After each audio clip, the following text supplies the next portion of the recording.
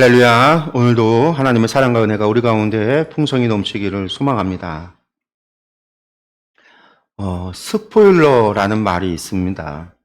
게임이나 영화, 소설, 만화 등에 대해서 이야기의 줄거리나 반전 요소 혹은 결말을 미리 알려주어서 이야기를 감상하는 재미와 흥미를 떨어뜨리는 그런 행위를 일컫는 말이 스포일러라고 합니다.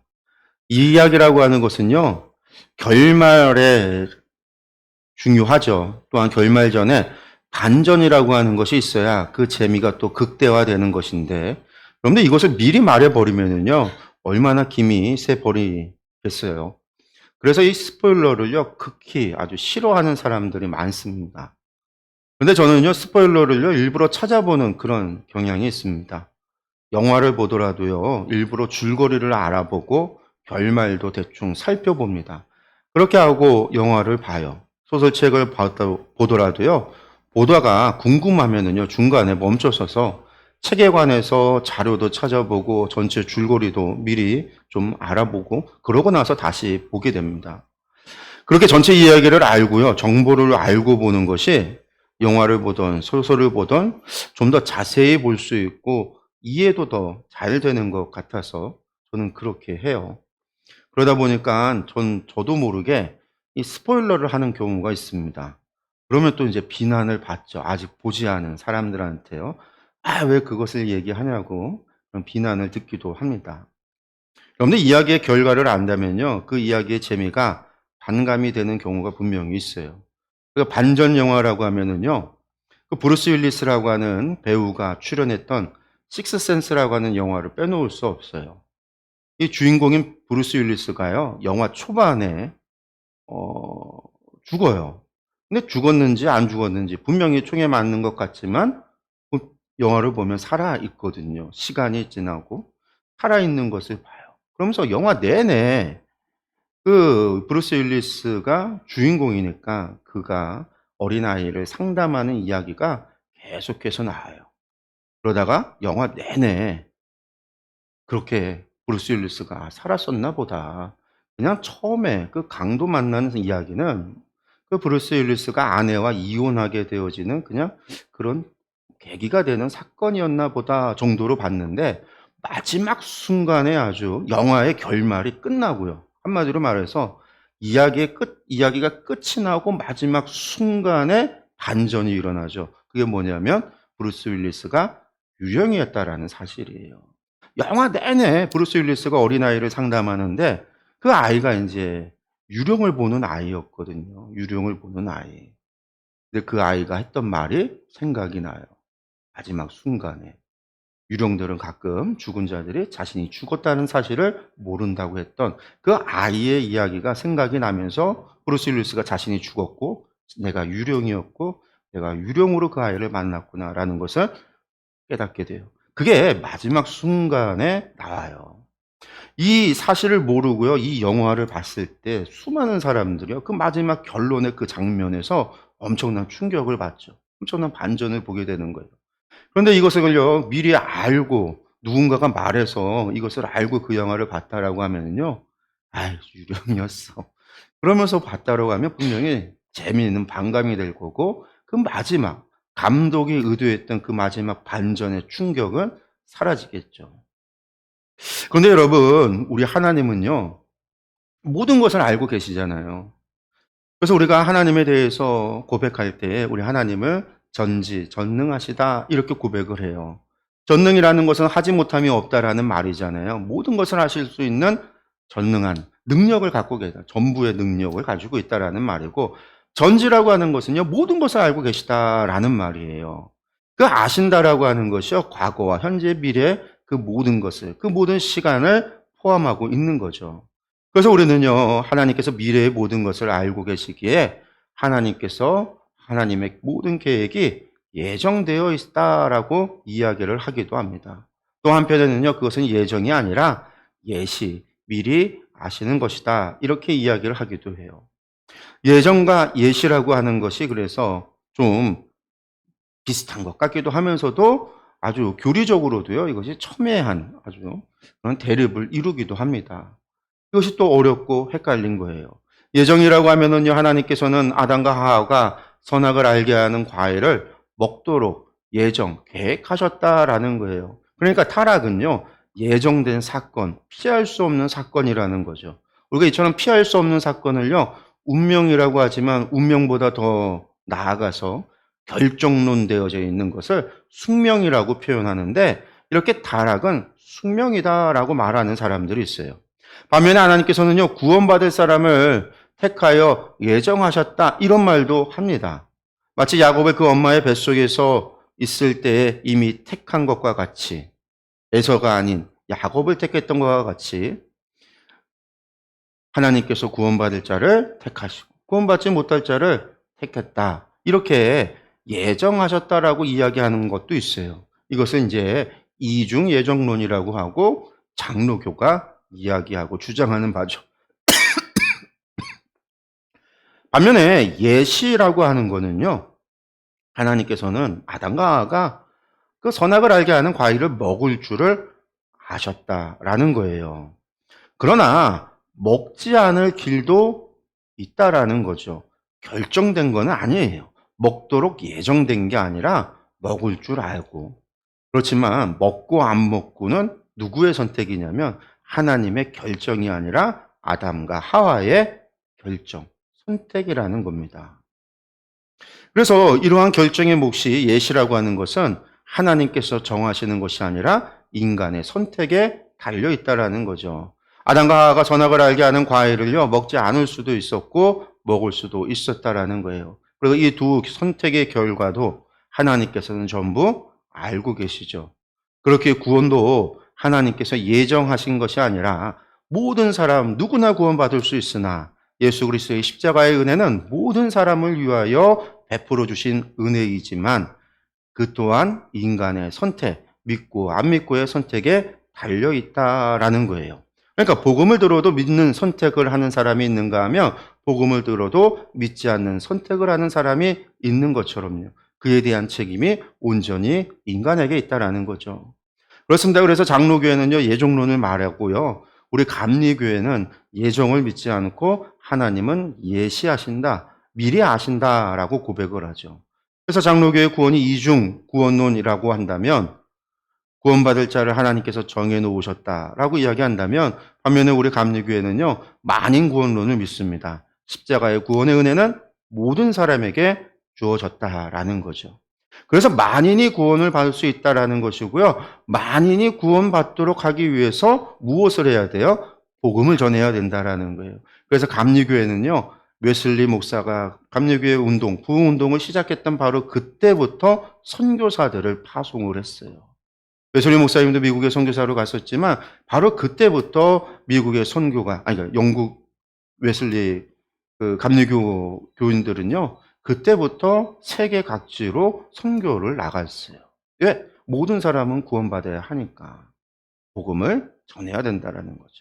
그런데 오늘 말씀을 보면은요, 모든 것을 다 아시는 하나님, 그 하나님께서 오늘 말씀, 우리가 읽는 이 말씀에 하나님은 모든 것을 다 아시는구나 라는 것을 알 수가 있는데, 모든 것을 다 아시는 하나님의 마음은 어떠할까? 오늘 말씀을 읽다 보면요, 그런 생각이 들어요. 하나님 마음은 어떠하셨을까? 아담과 하와가 하나님을 배반하고 선악을 알게 하는 과일을 먹을 줄 아셨어요. 이스라엘을 구원하여 언약을 맺으시지만 그들이 하나님의 말씀에 불순종할 것도 아셨습니다. 하나님을 거스려 우상을 섬길 것을 아셨어요. 그 모든 것을 아시면서도 그럼에도 그들을 사랑하시고 그들을 택하여 언약을 맺으시며 백성 삼으시는 그 하나님의 마음은 여러분들 어떠할까요? 그렇습니다. 오늘 말씀은 하나님께서 모세에게 주시는 마지막 명령의 말씀입니다. 그 안에는요, 하나님의 어찌 보면 가슴 아픈 마음이 담겨져 있어요. 이스라엘의 배신과 그들의 멸망에 대한 스포일러가 가득 차 있습니다. 이스라엘의 배신을, 그것을 이미 아시는 하나님. 그런데 그럼에도 그들을 택하여 하나님의 백성을 삼으시고 그들과 함께 하시는, 그들을 사랑하시는 하나님의 마음이, 그 사랑이 담겨 있는 거죠. 여러분들, 그리고 그것이 또한 우리를 향한 하나님의 마음이에요. 우리 인생의 모든 것을 하나님께서 알고 계시다라고 하는 거. 그 이야기는요, 우리가 범한 우리의 죄도, 우리의 잘못도, 우리의 실패도, 우리의 실수도, 우리가 거슬릴 것도 이미 다 알고 계심. 그럼에도 불구하고 우리를 택하여 자녀 삼으시는, 독생자를 주시는 하나님의 사랑과 마음이 있다라는 거죠. 그 사랑과 그 하나님의 마음이 우리가 오늘 말씀을 통해서 우리 마음에 새롭게 새겨지는 그러한 은혜가 있기를 간절히 소망합니다. 우리 한번 말씀을 다시 한번 보겠습니다. 14절과 15절의 말씀입니다. 여호와께서 모세에게 이르시되 내가 죽을 기한이 가까웠으니 여호수아를 불러서 함께 회막으로 나아오라. 내가 그에게 명령을 내리리라. 모세와 여호수아가 나아가서 회막에 서니 여호와께서 구름 기둥 가운데에서 장막에 나타나시고 구름 기둥은 장막 문 위에 머물러 있더라. 아멘. 제가 이제 지난주에도 말씀을 드렸지만 31장부터 신명기 34장까지의 말씀은요, 모세의 마지막 날의 기록이라고 그랬죠. 그가 이스라엘 백성을 떠나서 비스가산에 올라가는.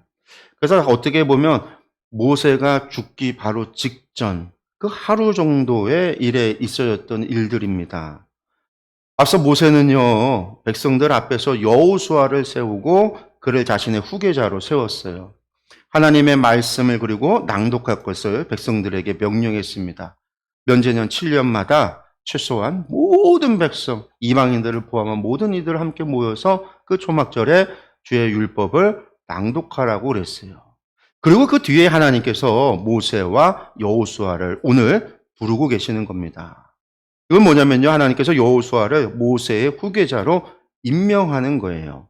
지금까지는 모세만이 하나님의 회막 앞에서 하나님의 음성을 들었습니다. 그런데 이제는요, 여호수아가 모세를 대신하게 되는 것이죠. 그리고 성경은요, 하나님께서 그 둘을 부르고 난 다음에 하나님의 임재의 상징인 구름 기둥이 장막문 위에 머물렀다, 이렇게 기록하고 있습니다.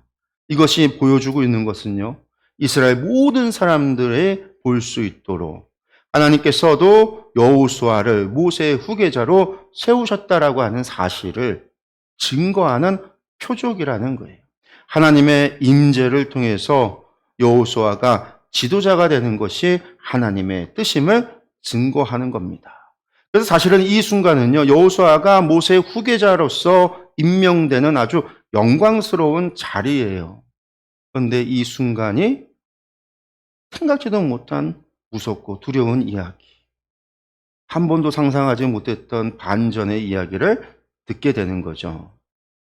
바로 이스라엘의 미래에 관한 이야기입니다. 16절에서 18절의 말씀을 보겠습니다. 또 여호와께서 모세에게 이르시되 너는 내 조상과 함께 누우려니와 이 백성은 그 땅으로 들어가 음란히 그 땅의 이방 신들을 따르며 일어날 것이요 나를 버리고 내가 그들과 맺은 언약을 어길 것이라. 내가 그들에게 진노하여 그들을 버리며 내 얼굴을 숨겨 그들에게 보이지 않게 할 것인즉 그들이 삼킴을 당하여 허다한 재앙과 환란이 그들에게 임할 그때에 그들이 말하기를 이 재앙이 우리에게 내림은 우리 하나님이 우리 가운데 계시지 않은 까닭이 아니냐 할 것이라. 또 그들이 돌이켜 다른 신들을 따르는 모든 악행으로 말미암아 내가 그때 반드시 내 얼굴을 숨기리라. 아멘. 그런데 모세가 앞에서 세 편의 설교를 했잖아요. 신명기 세 번의 설교를 이 모압평지에서 했습니다. 두 번째 설교는요, 율법에 관한 것이었고요. 첫 번째와 세 번째는요, 이스라엘을 향한 예언의 말씀이 포함된 설교였어요. 이스라엘이 가나안 땅에 들어가게 되면 이방 사람들을 따라 우상을 섬기게 될 것이다 라는 것이었죠. 그렇게 하나님을 배신하고 우상을 섬기다가 하나님의 진노의 심판을 받아 세상 가운데 흩어지게 될 것이고, 그곳에서만 하나님의 말씀이 깨달아지고 생각날 때에 진심으로 하나님을 찾으면 그러면 다시 하나님께서 만나주시고 용서해 주실 것이다 라고 하는 예언의 설교였습니다. 이게 첫 번째 설교의 결론이었고요. 세 번째 설교의 상벌을 이야기할 때에도 바로 이 의미가 이러한 뜻이 담겨 있었습니다. 뿐만 아니라 세 번째 설교에서는 그들의 그러한 범죄에 따른 하나님의 심판이 아주 자세하게 기록되어져 있었어요. 아주 끔찍한, 상상하기조차 싫은 그런 끔찍한 하나님의 심판이 기록되어 있었죠. 성도 여러분, 이러한 예언을 하는 모세의 마음 어떠했을까요? 하나님의 이 말씀이 이루어질까 하는 호기심이 클까요? 요나가 하나님께서 니느웨를 멸망시킨다라고 할 때에 그들에게 그 말을 전하고 나서는요, 저것들이 분명히 멸망당할 거야 라는 생각을 가지고 움막을 채우고 앉아갖고서는 구경하려고 있었잖아요. 언덕 위에서. 모세도 그런 심정일까요? 하나님 말씀 분명히 이루어지겠지? 아니죠. 자신이 하는 그 예언이 이루어지지 않기를 바라는 마음이 더 크지 않았겠어요? 그래요. 예언자는요, 하나님의 말씀을 받아 그것을 전하는 사람들이 예언자들입니다. 그들은 하나님의 말씀이 성취될 것을 한 채 의심도 하지 않는 사람들이에요. 그러나 그들이 전한 예언 가운데 심판의 예언, 그 누구도 그 심판이 이루어지기를, 성취되기를 원하고 바랬던 사람은요, 한 명도 없어요. 하나님의 그 예언의 말씀이 성취되지 않기를 누구보다 바라고 소망하는 사람들이 예언자들이에요. 그래서 자신들이 전한 말씀에 이 백성들이 회개하고 돌이키기를 바라서 그렇게 생명을 걸고 하나님의 말씀을 전하는 거죠. 모세도 그렇습니다. 그가 전한 예언의 말씀, 여러분들 그것은 예가와 애곡과 재앙의 말들이에요. 한마디로. 그것을 바라고 그것이 이루어지기를 소망하지 않습니다. 그것이 이루어지지 않기를 바라는 마음. 그렇기에 모세가 수없이 하나님의 말씀에 순종하라, 순종하라, 순종하라. 하나님께서 모세를 통해서 하시는 말씀이지만 모세도 진정으로 이 백성이 이것을 기억하여 하나님의 말씀과 명령과 규례와 법도를 지키고 살아가기를 소망했을 겁니다. 그렇기에 어쩌면 마지막 떠나가는 그의 발걸음은요, 무거울 수밖에 없어요. 이러한 메시지를 전해야 되는 모세. 얼마나 그 마지막이 무거웠겠어요. 자꾸만 뒤돌아보듯 이스라엘 백성들에게 그동안 귀에 딱지가 맺도록 했던 그 이야기를 하고 또 하고 반복하는 거죠. 그런데 오늘 하나님께서요, 이 모세에게 이스라엘의 배신과 반역, 그들의 우상 숭배의 일이 반드시 일어날 것이다, 이렇게 말씀하고 있어요. 바로 여호수아를 임명하는 이 자리에서 하나님께서 직접적으로 바로 이야기한 것은 그 일들이 이루어진다라는 거예요. 예언하신 그 말씀은요, 너희가 말을 잘 따르고 순종하면 그 일이 안 올 수도 있다라는 뜻이 예언의 말씀이에요. 예언은 결정이 아니에요.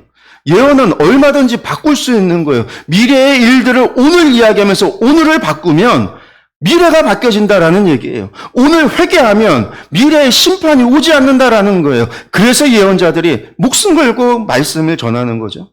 모세도 마찬가지예요. 그 예언이 오지 않기를 바랐기에 그렇게 끊임없이 하나님 말씀에 순종하라고 이야기했건만 하나님께서는 뭐라고 단정하시냐면 그 일이 반드시 이루어진다라는 거예요. 반드시.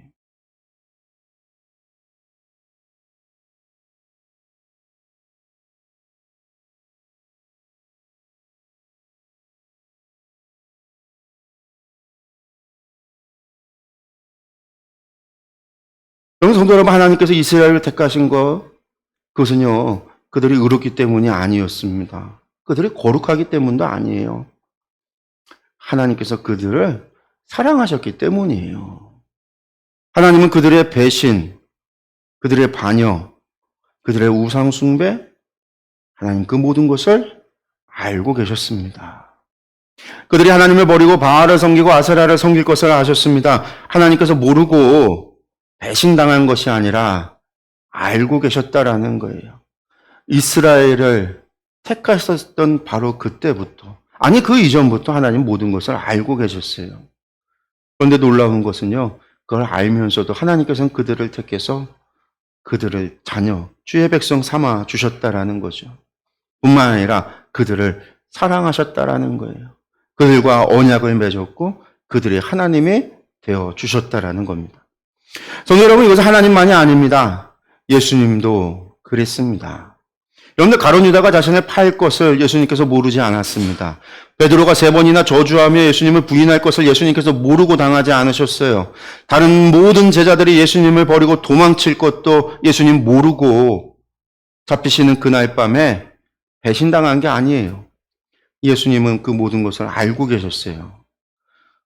예수님께서 제자들과 잡히시기 직전 그들과 함께 했던 그 최후의 만찬을 기록하는 요한복음을 보면은요, 그 이야기를 시작하면서 요한은 무엇이라고 말하고 이야기하냐면 예수님께서 제자들을 사랑하시되 끝까지 사랑하셨다라는 말로 그 최후의 만찬을 기록하고 있습니다. 그렇습니다. 예수님의 사랑은요, 배신할 걸 알면서도 사랑하는 사랑이에요. 자신을 팔아넘길 것도 알지만 끝까지 그 가룟 유다를 사랑하셨던 예수님입니다. 그것은요, 우리라고 다르지 않습니다. 하나님께서 우리를 택하여 자녀 삼아 주신 것이, 우리를 구원하여 주신 것이 우리가 의롭기 때문입니까? 아닙니다. 우리가 거룩하기 때문입니까? 아닙니다. 그러면 우리는 하나님의 말씀에 정말 잘 순종하며 좌로도 우로도 치우치지 아니하며 그렇게 살아가고 있습니까? 그렇지 않죠.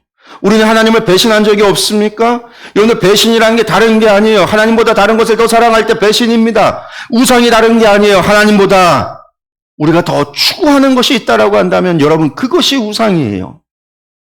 우리는 하나님을 실망시킨 적이 없습니까? 아닙니다. 많습니다. 저조차도 수없이 많습니다. 그런데 하나님은요, 그런 우리를 모르고 사랑하신 것이 아니에요. 속아서 사랑하신 것이 아닙니다.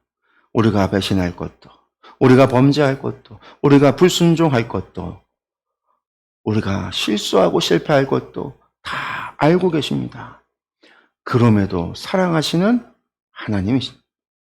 그럼에도 독생자를 주시는, 우리가 아직 의인되지 못했을 때, 우리가 아직 죄인이었을 때에 하나님은 독생자를 보내어 당신의 사랑을 확증해 주셨습니다. 그러니 그 사랑이 여러분들 얼마나 가슴 아픈 사랑이겠습니까? 알면서도 사랑하시는데, 하지 않기를 바라는 하나님, 돌아오기를 바라는 하나님, 바르게 가기를 원하시는 하나님.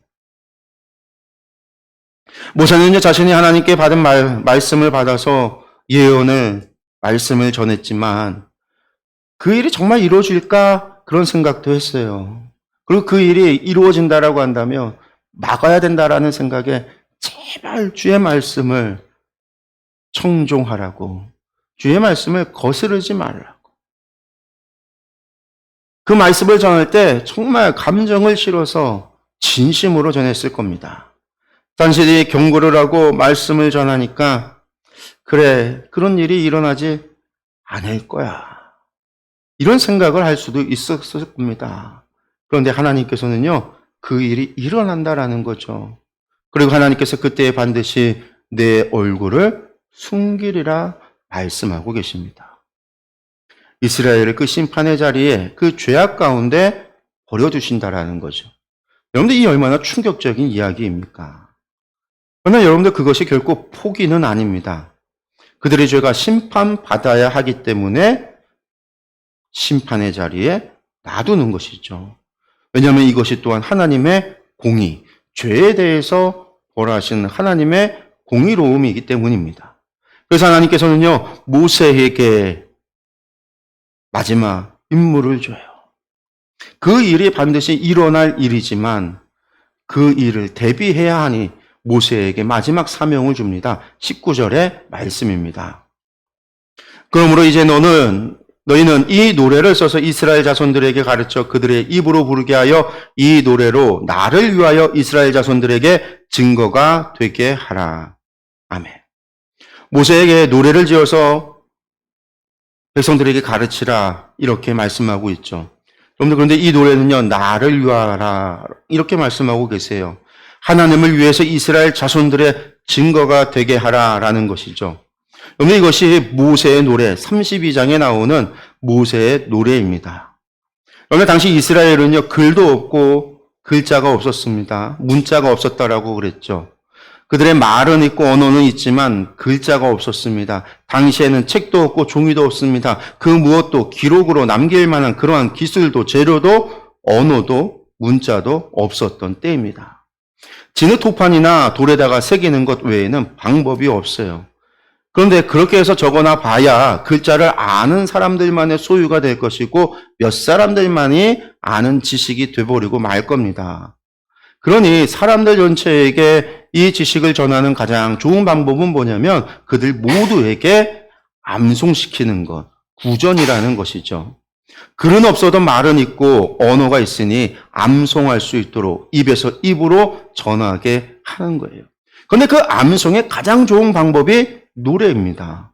우리 어린 아이들도요, 학교 들어가기 전에도 자기가 좋아하는 가수들 아이돌 노래 막 따라 부르잖아요. 노래는요, 암송하기, 암기하기가 가장 좋은 수단이고 방법이에요.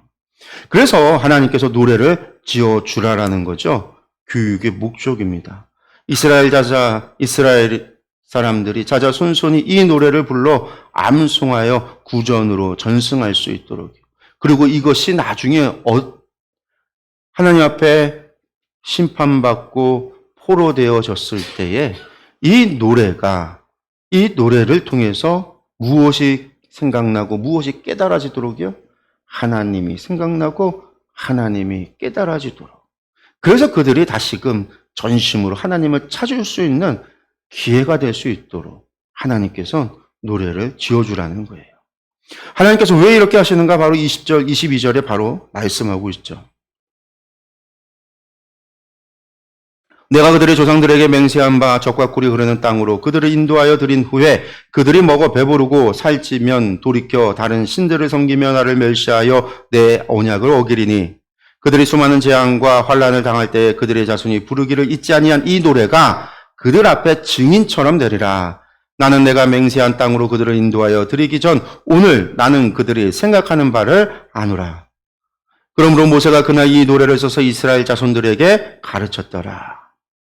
그렇습니다. 노래를 주는 거 그들의 범죄와 배신을 막기 위함이 아니라 그들이 심판을 받아 포로되어 세상에 흩어졌을 때에 이 암송한 노래의 의미가 깨달아지고 믿어지게 하기 위함입니다. 이 노래에 담겨있는 하나님의 마음과 그 뜻이 깨달아지고 하나님이 믿어지게 함으로 말미암아 그때 진심으로 하나님을 찾을 수 있도록 심판의 이유를 예비하고 준비하시는 명령인 거죠. 하나님께서 너희가 마음을 다하고 뜻을 다하여 하나님을 찾으면 다시 만나 주시리라 하셨던 약속, 여러분들 이 약속을 지키기 위함입니다. 그들에게 다시 한번 기회를 주기 위함이에요. 그들이 배신할 것을 아시면서도 그런 그들에게 다시 한번 기회를 주시는 하나님. 그들이 그때 다시 하나님께 돌아오기를 바라시는 하나님의 자비고 은혜인 겁니다. 그렇습니다. 그들의 실패, 그들의 배신과 반역, 하나님을 버리고 우상을 섬기게 될 그들을 아시지만 그럼에도 사랑하시는 하나님.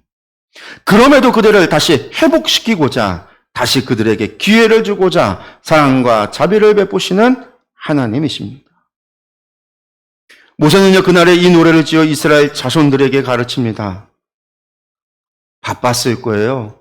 모세 이날 지나면 떠나야 돼요. 산에 홀로 올라가 죽어야만 합니다. 그러니 얼마나 그 마음이 급박했겠어요. 초조했겠어요.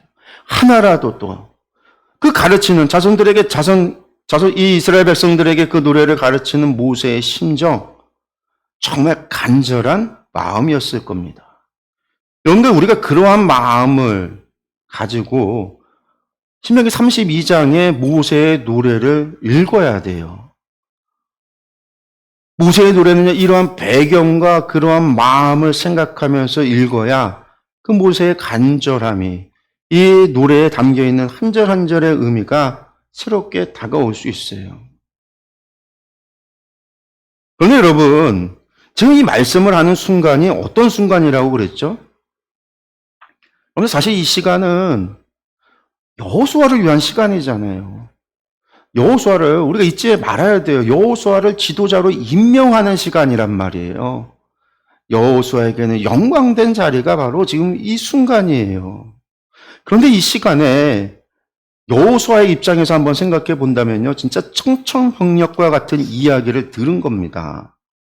어쩌면 이 순간 여호수아의 입은요 벌어지고 두 눈은 놀란 눈이 되어져 있었을지 몰라요. 여러분도 얼마나 놀랐겠습니까? 이제 후계자가 되는 순간이고 모세는 죽어야 되는 자리에 시간이 됐단 말이에요. 자신이 지도자가 돼서 이스라엘을 이끌어야 되는 책임자가 됐는데 하나님께 임명받는 영광스러운 그 자리인데 그 자리에서 모세가 예언했던 그 끔찍하고 그 무서운 일들이 반드시 일어난다라는 이야기를 듣는 겁니다. 그것이 언제인지 몰라요. 하나님이 언제 일어난다라고 시간을 알려주시지 않았어요. 우리야 이 이야기가 이스라엘의 멸망이 여호수아로부터 거의 1000년이나 지난 뒤에 일어날 일이라는 것을 알고 있지만 여호수아의 입장에서는요, 하나님이 시간을 알려주시지 않잖아요. 1000년 뒤에 일어날 일인지 바로 뒤에 일어날 일인지 알려주시지 않아요. 오늘 말씀에서는요, 너는 가지 못하고 너는 이 땅에서 죽지만 이 백성 약속의 땅에 들어가서 우상을 섬기고 나를 배신한다라고 말씀하시니 그들이 이끌고 들어가는 여호수아의 입장에서는요, 이것이 당장 자기 때에 일어날 일로 여겨질 수밖에 없는 거예요. 여러분도 얼마나 걱정과 근심이 이 순간에 그의 마음에 일어났을까요? 놀랍고 두려운 일인 거죠. 얼이 빠져 있을 것 같은 여호수아. 그 순간, 바로 그때에 하나님께서 그제서야 여호수아에게 말씀합니다. 그런데 긴 말씀 안 하세요. 한 말씀 하신다라는 거예요. 그것이 23절의 말씀입니다. 여호와께서 또 눈의 아들 여호수아에게 명령하여 이르시되 너는 이스라엘 자손들을 인도하여 내가 그들에게 맹세한 땅으로 들어가게 하리니 강하고 담대하라. 내가 너와 함께 하리라 하시니라. 아멘. 아마도 여호수아는요, 하나님과 모세의 이야기를 들으면서요, 놀랍고 충격을 받았을 뿐만 아니라 두려움에 사로잡혔을 겁니다. 이제는 자신이 이스라엘을 이끄는 지도자가 되어야 하는 상황인데, 여러분들 그것이 장밋빛 미래가 아니라 심판과 멸망이라는 끔찍한 예언이 실현되게 될 암울한 미래라는 것이죠. 그것이 자기 때에 이루어질 수도 있는 거예요. 저 땅에 들어가면 일어날 일이라고 했으니. 그러니 여러분들 여호수아가 두려워하지 않을 수가 있을까요? 그렇게 여호수아에게 하나님께서는요, 강하고 담대하라라고 말씀하는 겁니다. 그리고 내가 너와 함께 하겠다 말씀하고 계시는 거예요. 그러나 여호수아는요, 계속해서 두려워했던 것 같아요. 그래서 모세가 떠난 후에도 여호수아는 이 두려움에 계속 사로잡혀 있었습니다. 그래서 여호수아 1장을 보면은요, 모세가 떠나고 죽은 이후에 하나님께서 여호수아에게 다시금 말씀하시죠. 강하고 담대하라. 내가 너와 함께 하겠다. 이 말씀을 다시 한번 하세요. 약속하신 그 땅을 내가 반드시 너에게 주겠다. 그러니 너는 모세가 전한 율법을 우로나 좌우로나 치우치지 않고 반드시 지켜 행하면 어디로 가든지 형통할 것이다 라고 하는 약속을 해주십니다. 여러분들 그렇게 어르고 달래고서야 여호수아가 지도자로서 이스라엘 백성을 이끌고 요단강을 건너는 거예요. 여러분들 그것이 여호수아 1장의 이야기입니다.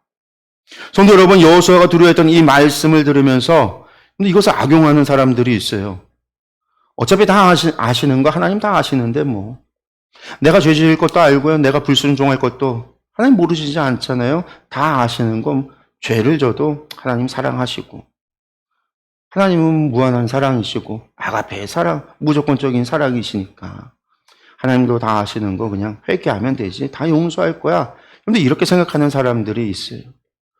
여호수아는 두렵고 무서움에 사로잡혔지만 도리어 이것을 이렇게 악용하는 사람들이 있어요. 그런데 여러분들 하나님을 정말 믿는 사람은요, 이럴 수 없어요. 이것은 사실 믿음 없는 자의 행동입니다. 사도 바울은요, 로마서 5장에서 분명하게 말씀합니다. 죄가 큰 곳에 은혜가 많대하여 죄를 더 지을 수 있느냐? 그럴 수 없다라고 했습니다. 구원받은 성도는요, 정말로 그럴 수 없어요. 다 아시니까 괜찮아가 아닙니다. 다 아심에도 사랑하시는 하나님의 사랑 때문에 함께 가슴 아파하고 더 죄스럽고 죄책감을 갖게 되는 거죠. 또 하나님의 말씀이 반드시 이루어질 것에 대해서 믿기 때문에 두려운 마음을 가질 수밖에 없습니다. 그렇게 하나님의 용서하심을 믿는 것과 같이 하나님의 심판하심도 믿기 때문에 죄를 지을 수 없어요. 오로지 하나님을 향한 경외함이 그 마음에 있기 때문입니다. 용서하시는 하나님을 향한 사랑과 하나님의 심판과 공의에 대한 두려움이 하나님을 향한 경외함으로 나타나는 거죠. 그래서 하나님을 경외하는 자의 삶은요, 다를 수밖에 없어요. 로마서에서 바울이 이야기했듯이 구원받은 자의 삶이란 다른 것이 아니라 여호와 하나님을 경외하는 자의 삶, 세상보다 훨씬 더 높은 도덕성을 가지고 주의 말씀에 순종하며 죄로부터 분리된 삶을 살고자, 구별된 삶을 살고자 애쓰고 노력하는, 날마다 자신을 죽은 자로 여기며 그럼에도 자기 안에서 일어나는 그 죄성으로 말미암아 스스로를 공고한 자로서 여기며 하나님을 의지하는 삶을 살아갈 수밖에 없는 겁니다. 사랑하는 성도 여러분, 우리는 모두 완벽한 인생을 살아가는 사람들이 아닙니다. 세상에 그럴 수 있는 사람은요, 아무도 없어요. 하나님은 그러한 우리의 부족함도 알고 계세요. 하나님은 우리의 실수도 알고, 우리의 실패도 알고, 우리의 배신도 알고 계세요. 그럼에도 우리를 사랑하사 우리를 택하여 자녀 삼아 주셨습니다. 호세아에게 음란한 여인을 아내로 맞이하라 한 것처럼, 그리고 그 호세아에게 끝까지 그 아내를 사랑하라 하신 것처럼 하나님께서도 그렇게 우리를 사랑하고 계십니다. 그렇게 실패를 두려워할 필요가 없죠. 하나님의 사랑을 악용해서는 안 되지만 그것은 정말 큰 죄이지만 우리가 인생 살다가 범죄하거나 실수하거나 실패하거나 유혹에 넘어가거나 넘어졌을 때에 하나님의 이 사랑이 생각나고 기억되고 깨달아진다면요, 우리는 언제든지 다시 일어나 하나님께로 돌아올 수 있는 용기를 가질 수 있어요. 그때 진짜 하나님을 찾고 찾으면 하나님은요, 우리를 반겨주실 겁니다. 마치 탕자가 돼지 우리에서 쥐염 열매를 먹다가 아버지께로 돌아가야 되겠다라는 생각을 갖고 돌아갔을 때 그의 아버지가 그를 안아주고 아들의 지위를 회복시켜 준 것처럼 하나님은요, 반드시 우리를 그렇게 회복시켜 주실 겁니다. 이것이 우리가 이 세상을 살아가면서 실패자, 패배자가 아니라 실패할 수도 있고 패배할 수도 있지만 결국은 승리자가 되어지고 결국은 하나님 앞에 서서 멸관을 받을 수 있는 우리의 힘이 되고 능력이 되는 믿음이라는 것, 여러분들 그것을 기억하시기를 바랍니다. 기도하겠습니다.